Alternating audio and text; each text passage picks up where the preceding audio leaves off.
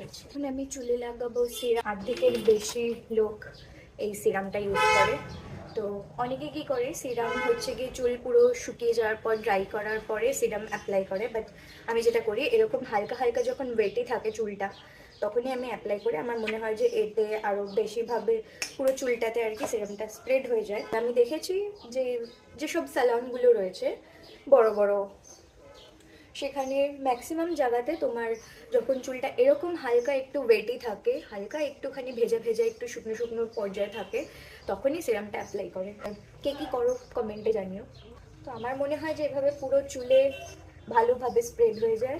আগে আমিও ওই রকম পুরো শুকনো চুলে সিরাম অ্যাপ্লাই করতাম, তখন কি হতো, এই জায়গাটা বেশি চকচক করছে, এই জায়গাটাতে পড়লই না, এরকম একটা ব্যাপার হতো।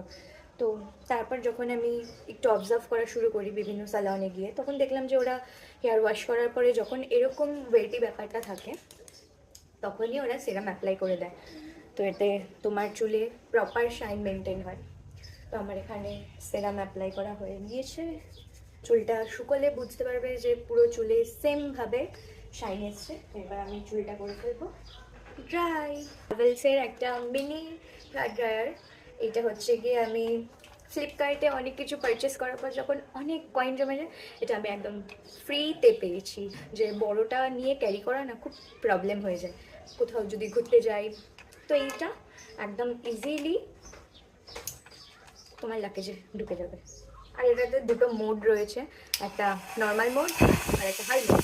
তো যেহেতু আমার প্রায় শুকনো অবস্থায় রয়েছে, তো আমি নর্মাল মোডে ড্রাই করবো। Cut the shine. বললাম না, যদি ভেজা চুলে এভাবে সিরাম অ্যাপ্লাই করা হয় ঠিক এই শাইনটাই তোমরা পাবে। এটা পুরো চুল শুকিয়ে যাওয়ার পরে। দেখো, কম দামেই দামি প্রোডাক্ট বলে কিছু না, তুমি কিভাবে সেই প্রোডাক্টটা ক্যারি করছো, কিভাবে ইউজ করছো, এটার উপরেও অনেক কিছু ডিপেন্ড করে। মেইন যেটা তোমাদের সাথে শেয়ার করা হয়নি সেটা হচ্ছে মানে একদম শেষে বোরোলিন। এটা তো তোমার ঠোঁটকে মানে আলাদাই রকম ময়শ্চারাইজ করে। আর যেহেতু একটু পরে আমি লিপস্টিক পরবো, আর আমার কাছে ম্যাট লিপস্টিকটাই বেশি, তো পরার পরে না এরকম খোঁচা খোঁচা হয়ে থাকে। তো এটা খুব সুন্দর হয়, তোমার সেই ড্যামেজ পার্টগুলোকে প্রোটেক্ট করে। তো ব্যাস, এই ছিল আমার স্কিন কেয়ার প্রোডাক্টস বা স্কিন কেয়ার রুটিন উইন্টারের জন্য। তো ভিডিওটা ভালো লাগলে অবশ্যই সাবস্ক্রাইব করবে। আর একটু পরে আমি নিয়ে আসবো গেট রেডি উইথ মি। চলো টাটা।